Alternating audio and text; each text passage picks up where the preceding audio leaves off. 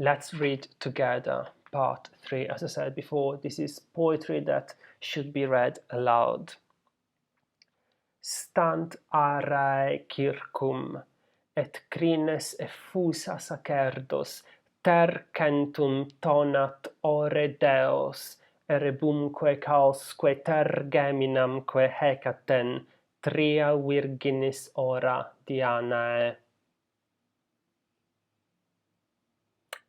All around Circum, altars arae are standing. And the priestess, so sacerdos, is nominative singular, feminine in this case. I know that this is feminine priestess because it goes with effusa, which is feminine. It's a feminine adjective. And the priestess, this is a very strange construction. I translate it as with her hair loose. But what does that mean exactly? So effusa means spread. So the priestess is spread with respect to her hair crines.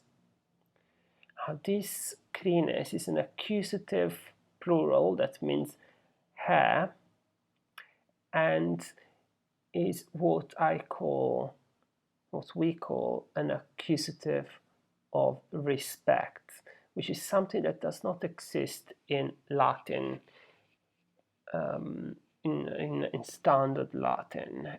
It's something that has been borrowed from Greek. So in Greek grammar we have the accusative of respect, but not in traditional Latin grammar. So in this case, Vergil is using a Greek grammatical construction, and this shows how much he wants to imitate Homer, his model Homer, his Greek model Homer. So the priestess with her hair loose, tonat, shouts, thunders literally, thunders with her mouth 3 times ter, the 100 gods. So she calls upon the 100 gods and she does that 3 times. Ter is an adverb that means 3 times. And now we have here a list of the gods that she's calling upon. We have Erebum. We have a polysyndeton here that gives the idea of accumulation. And Erebus, the god of darkness, the underworld god of darkness, and Chaos, the very first god, the god of void and emptiness.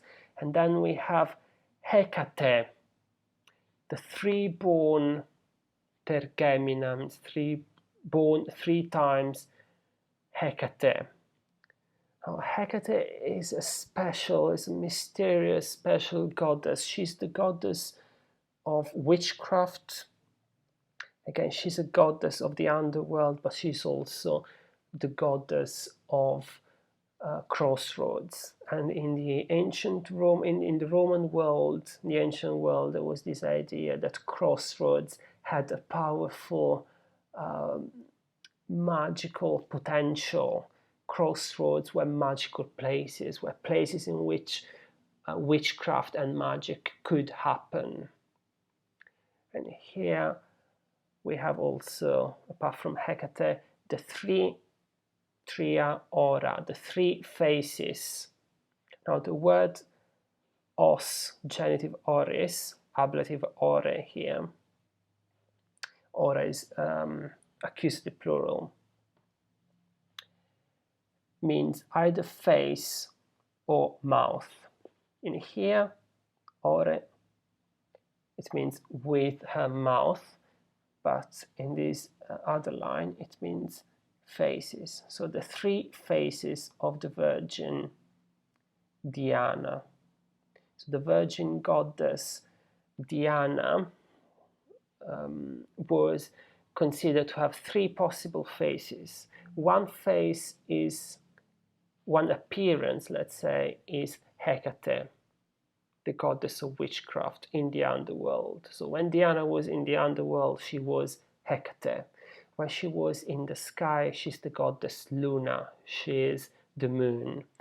When she is on earth, when she walks on earth, she is the huntress, Diana.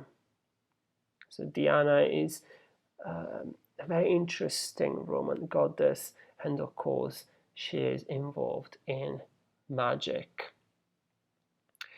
So let's now look at the style of this passage for a moment. It is quite interesting to see that the number 3 is repeated 3 times. So tergemina, and tria. And we have quite a strong tricolon here, and very powerful is also the alliteration of the sound t in this line. So as the priestess is shouting the names of the gods 3 times, Vergil is imitating that shouting by repeating this consonant sound t. Ter centum tonat ore Deus. And there is an alliteration also, the consonant R as well, to give that idea. And again, the alliteration is repeated here. Ter geminam Hecaton tria virginis, and so on. So this is a very strong sound figure.